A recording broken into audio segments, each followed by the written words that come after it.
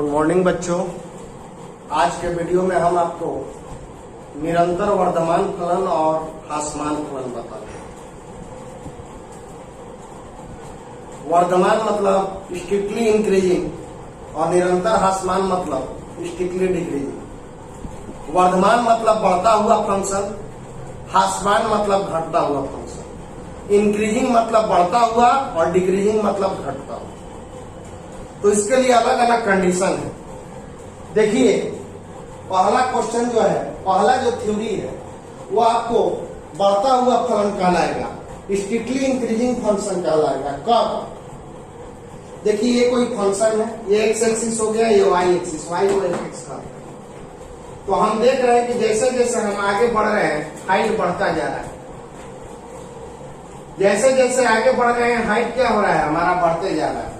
तो वही हमने लिखा है कि जब x2 बड़ा है x1 से, x2 बड़ा है x1 से, तो fx2 बड़ा है fx1 से, fx2 बड़ा है fx1 से। यानी difference in f dash x, difference निकालोगे दोनों का तो क्या आएगा आपका, ग्रेटर देन 0 आएगा। डिफरेंस इन फंक्शन यहाँ पे ग्रेटर देन 0 आएगा। तो ऐसे फंक्शन को हम लोग क्या बोलेंगे, स्ट्रिक्टली इंक्रीजिंग। अभी मान लो कि मेरे पास 10 रुपया है और 1 घंटा के बाद 20 रुपया हो गया, तो हमारा जो डिफरेंस है वो पॉजिटिव हुआ कि नहीं? 20 में से 10 घटाएंगे तो 10 आ गया। तो हम जो है इंक्रीजिंग फंक्शन। अब यहाँ पे देखो, a function is said to be strictly decreasing function if, एक फलन को निरंतर ह्रासमान फलन कहा जाता है। अब ये नीचे उतर रहा है तो x1 वाला बड़ा है और हाइट भी बड़ा है, और x2 वाला छोटा हो गया तो हाइट भी क्या हो गया, छोटा हो गया। तो पहले वाला बड़ा है और बाद वाला छोटा है, यानी डिफरेंस क्या होगा इसका, लेस देन 0 होगा। जो डिफरेंस निकालोगे दोनों का तो लेस देन 0 हो जाएगा। जैसे अभी हमारे पास 20 रुपया है और 1 घंटा के बाद 10 रुपया हो गया, इसका मतलब हो गया कि हमारा जो डिफरेंस है वो लेस देन आ गया 0, इसीलिए हम लोग स्ट्रिक्टली डिक्रीजिंग फंक्शन हो गया। तो जैसे जैसे x1 घट रहा है, हम देख रहे हैं कि ये भी घट रहा है, नीचे आ रहा है, तो इसको हम लोग डिक्रीजिंग फंक्शन कहेंगे, क्योंकि दोनों का डिफरेंस जो है निगेटिव आ जाएगा। तो ऐसे फंक्शन को हम लोग डिक्रीजिंग फंक्शन कहते हैं, स्ट्रिक्टली डिक्रीजिंग करते हैं। अब इसमें है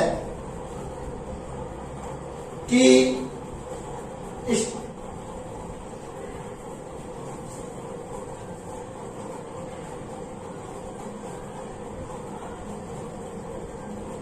increasing function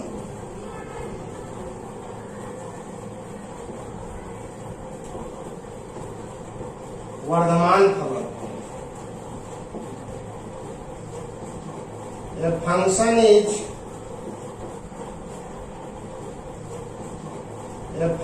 is said to be increasing function if एक फलन को वर्धमान फलन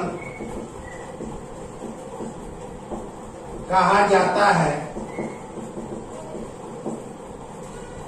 यदि f dash x greater than equal to 0, greater than equal to 0 हो तो ये आपका इंक्रीजिंग फंक्शन कहलाएगा। इसका ग्राफ देखिए, ऐसे है।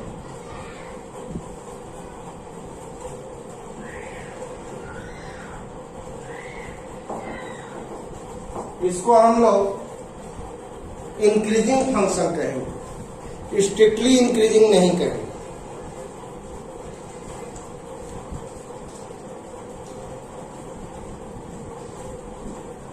Decreasing function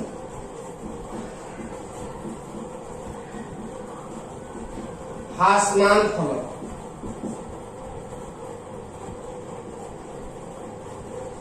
A function is said to be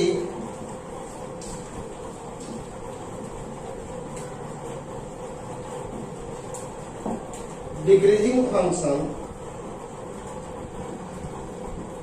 if एक फलन को आसमान फलन कहा जाता है यदि f dash x less than equal to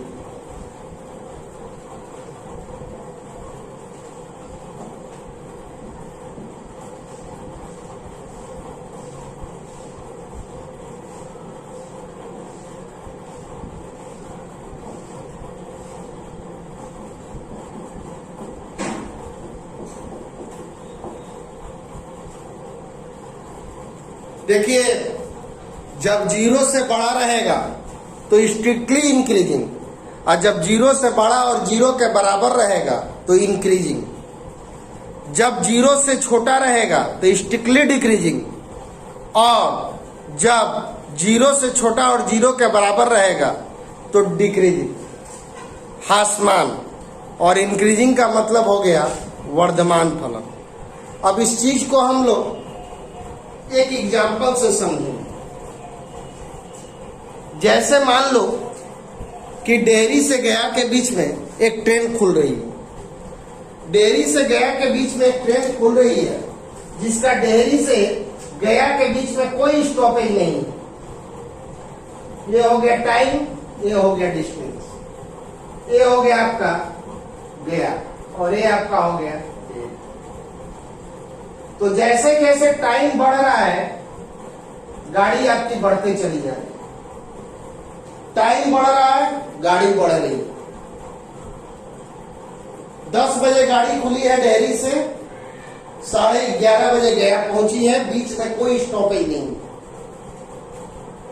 तो मान लो कि 10:30 पर डेयरी से 50 किलोमीटर की दूरी पे है और 11 बजे डेयरी से 70 किलोमीटर की दूरी पे है। तो कभी भी टाइम का अंतर और दूरी का अंतर क्या होगा? पॉजिटिव रहेगा, बढ़ता रहेगा। 50 से बढ़ के 70 हो गया, यानी इसका डिफरेंस जो है पॉजिटिव है। तो इसको हम लोग बोलेंगे स्टिकली इंक्रीज।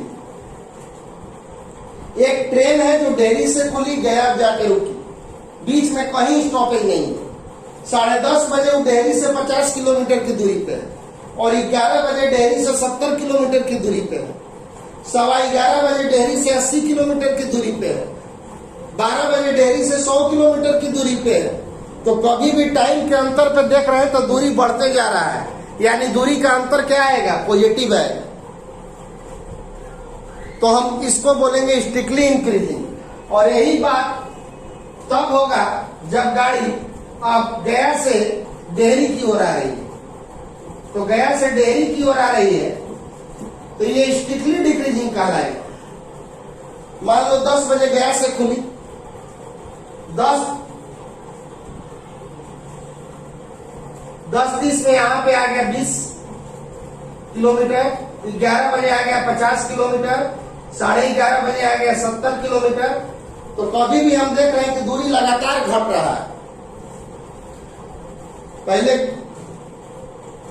20 किलोमीटर की मान लो कि यहां से यहाँ की दूरी इसका 100 किलोमीटर है गया से डेयरी का। तो जैसे जैसे टाइम हमारा बढ़ रहा है वैसे वैसे क्या हो रहा है? दूरी घट रहा है, लगातार घट रहा है। तो ये लगातार निगेटिव आएगा। तो इसको हम लोग कहेंगे कि स्ट्रिक्टली डिक्रीजिंग है। अब मान लो एक लोकल ट्रेन ले लो। लोकल ट्रेन लीजिए जो डेयरी से गया के बीच में खुल रहा है। डेयरी से खुला 10 बजे और 10:10 पर सोननगर पहुंच गया।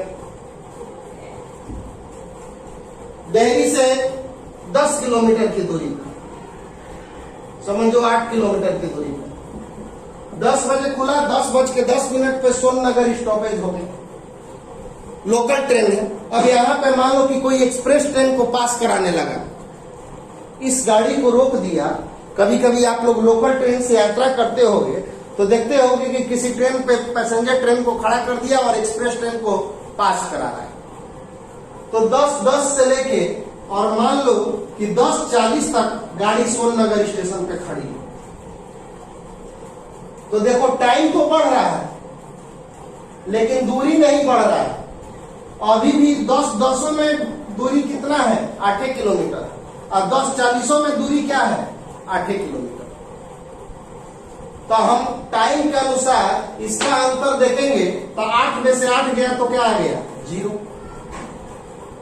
यहां 0 किलोमीटर था 10 बजे। 10:10 में क्या हो गया? 8 किलोमीटर। यानी 8 - 0।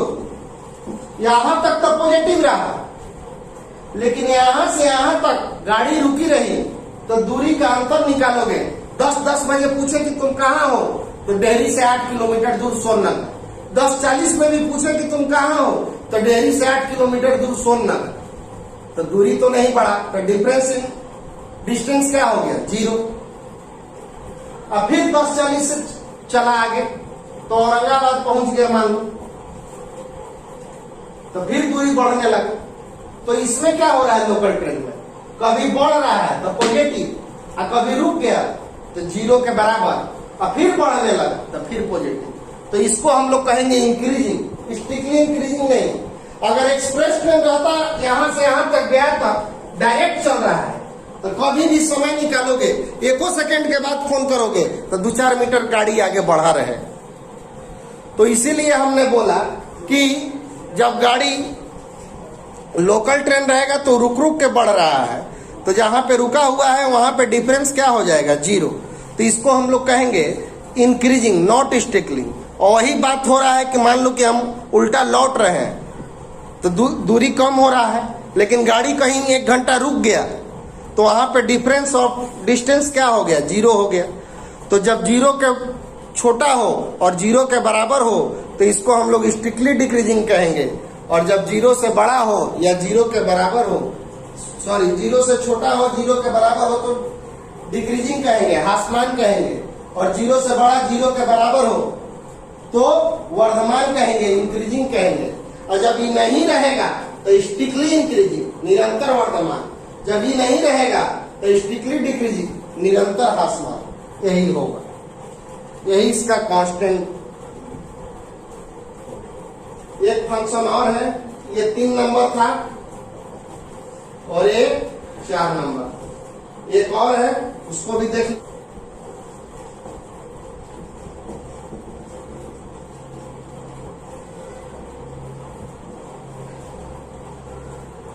A function is called constant function if f dash x equal to 0।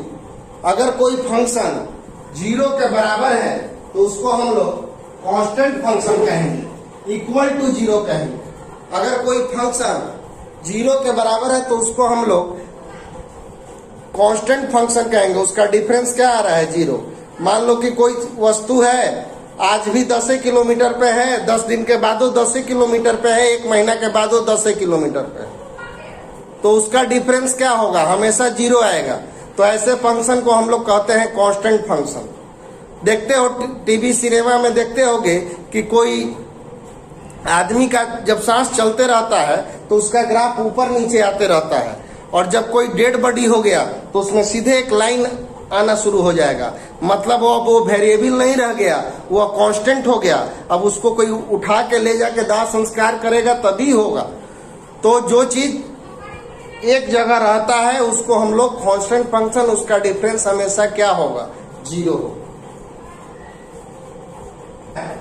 3x + 17 differentiate करो, 3 बाहर, f डैश x का वैल्यू आ गया 3। हम जानते हैं कि 3 क्या है? 0 से हमेशा बड़ा होता है। इसका मतलब कि f डैश x हमेशा क्या होगा? 0 से बड़ा। हम बोले हैं कि जब ये 0 से बड़ा रहेगा तो स्ट्रिक्टली इंक्रीजिंग, और जब ये 0 से बड़ा और बराबर रहेगा तो इंक्रीजिंग। जब ये 0 से बड़ा रहेगा तो निरंतर वर्धमान, और जब 0 से बड़ा और 0 के बराबर रहेगा तो वर्धमान।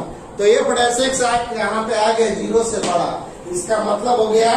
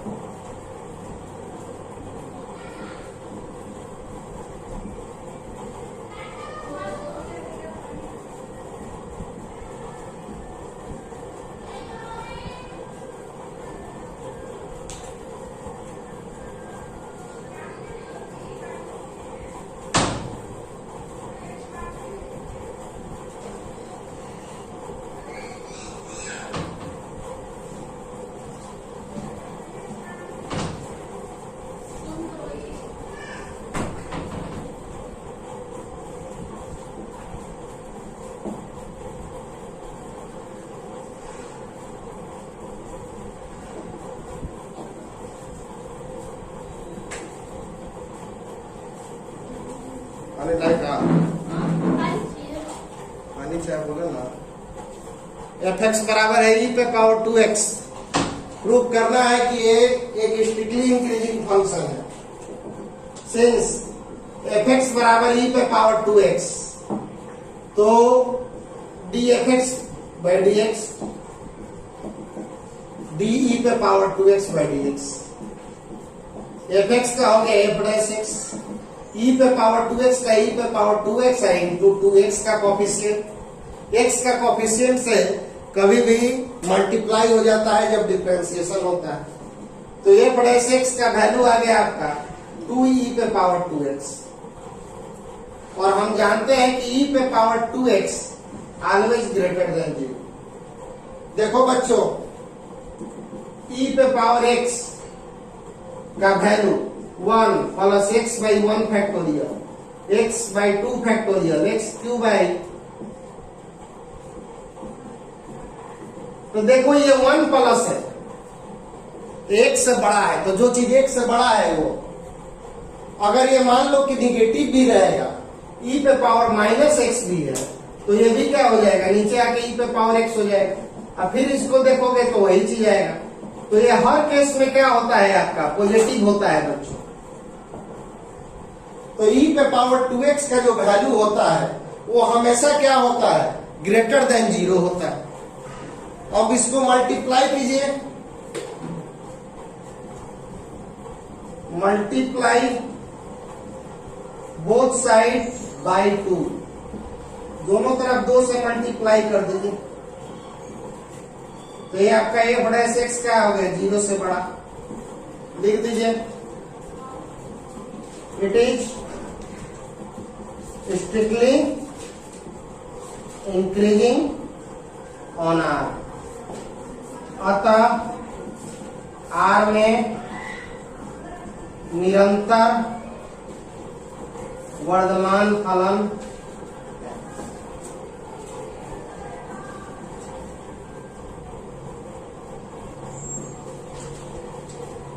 यही प्रूव करना था इसको कि ये क्या है। तो ये R में क्या हो गया, निरंतर वर्धमान फलन हो गया। फिर से देखिए, एफ एक्स बराबर है ई पे पावर 2x, डिफरेंशिएट करोगे तो ई पे पावर 2x का ई पे पावर 2x इंटू 2। हम जानते हैं ई पे पावर 2x हमेशा 0 से बड़ा होता है, दोनों तरफ 2 से मल्टीप्लाई करो। पूछोगे क्यों किए सर, तो यहाँ पे 2 से मल्टीप्लाई है, 2 से मल्टीप्लाई करेंगे तभी नहीं हटा के एफ डैश एक्स रखेंगे, और एफ डैश एक्स का वैल्यू आ गया 0 से बड़ा, और अब ये 0 से बड़ा है तो इसको हम लोग बोलेंगे कि ये एक निरंतर